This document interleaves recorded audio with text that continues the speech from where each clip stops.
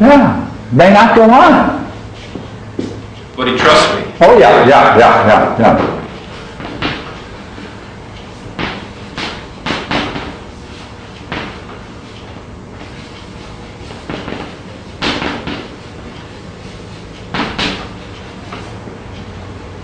That's very curious. How would you describe that when you recognize that someone trusts you? Talk about that. What's that like? When that enters into the relationship, what's that like? Well, not very many people in my life have trusted me. Yeah.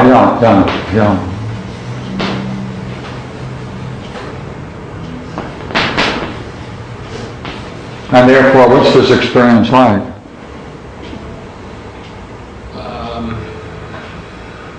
It's sort of mind-boggling.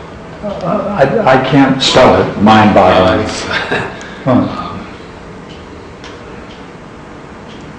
Well, it's new for me.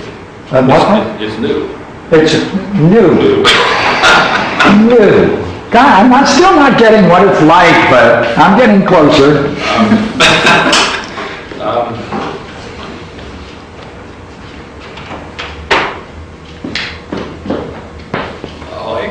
Well, here's what, I know what's going on here. It's causing me to question whether or not he should be trusting me.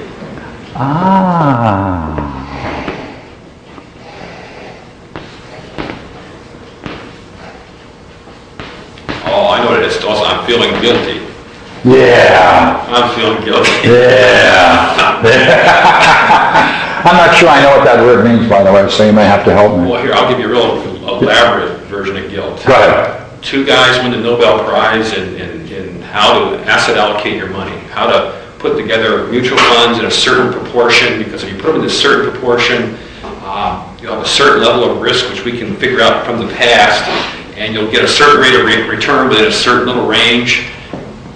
Give me a break. Who can predict the future? Well, give me a break. Give me a break. Who can predict the future? I mean, I have a fundamental, although I'm selling this stuff, and I do believe it, but I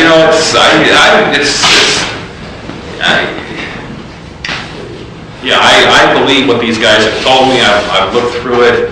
It's very elaborate. It appeals to the types of people I work with because they're very algorithmic. They like to see relationships and causality.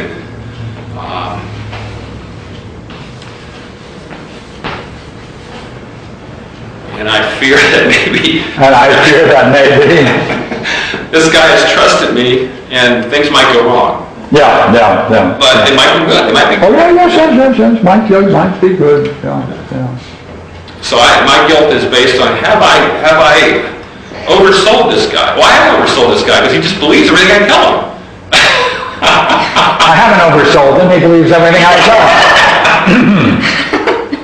I haven't oversold him, but he believes everything I tell him. Okay. Is there?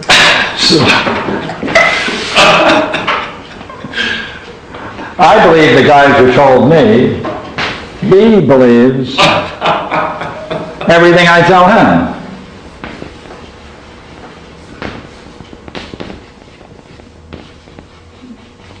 Huh? So the question is, am I truthful with this guy? Well, you are truthful because I am telling him what you were told. I'm telling him what I was told. Yeah. And it's the best that's around. Yeah. Nobody's figured it out better than these guys. Not to say that they have the truth, but they might be getting close to the truth. Mm-hmm. So maybe I shouldn't really be feeling guilty. Mm-hmm. So, in risk, there is no guarantee. Yeah. That's the problem. Yeah. But if something happens to that word in this discussion, there's something that happens to that word risk in this discussion. Right? Like it's minimized, and a lot of language goes into minimizing this problem, the risk. But you went back to the idea, but give me a break, who can predict the future? So, I got a question for you. I just wondered about this. Your goal in this relationship with him is to guide him, shepherd, but also educate, isn't it not? Educate? You're educating him? Actually, I'm educating him. I've given him books to read. Yeah, books to read. And being more general, I've also, with the people I work, I've sort of shepherded them through danger. For example, I don't know if you're familiar with what's going on in the financial industry in the world. Actually, the last 3-4 months, there was some quite scary times. People's funds were down about 20%. But again, I had convinced them they have to be long-term investors, not short-term types of in and out, and they all held course, and things have come around. Things just as likely could have just gone to hell in a handbasket. Thank goodness. Thank goodness. Yeah. So, I'd ask you again. It's interesting that you're putting, let's say, there's a role you're playing that you're called, let's call it the educator role. You give the guy books, you bring him into the knowledge game, right? Spend a lot of effort. Yeah. Oh, by the way, how would you describe him? As a good learner, or would you say he tends to believe whatever you say?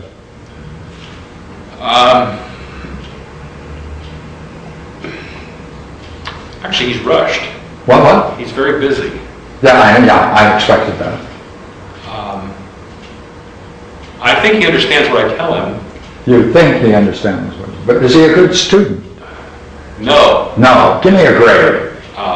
He flunks. He flunks. I gave him 2 of the best books. Oh. The bottom line, thousands of books you could read. Oh. These are the 2 best books. All you have to do is sit down for a couple hours and read the damn things, and this guy can understand it. So instead, he's got my distilled version of it. Maybe that's good enough. It is good enough for him. And he fundamentally believes it. What's that? He fundamentally believes it. If you were to look at this relationship you have then, how much time would you say you're playing not the shepherd but the educator in this relationship? So far, it was about 90%. Yeah. And F is the grade you're getting for that. Well, he gets an F because he didn't read the books. But if you take away, okay, he's got the books. Maybe he'll read them sometime. But we did have a tremendous amount of dialogue, 4 months worth, hours maybe 60 hours worth. So, we talked about his farm.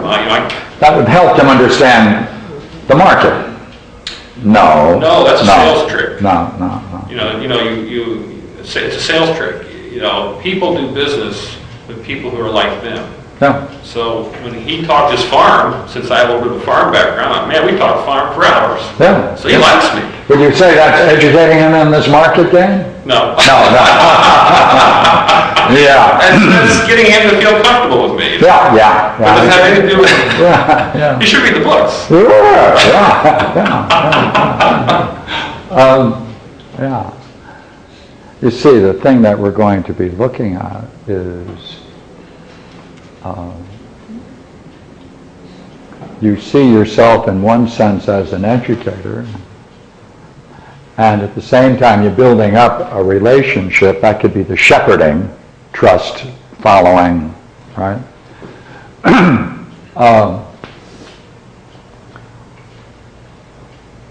If you realize that the student you have is really much like a lamb, a sheep, right? How much education do you want to give the lambs?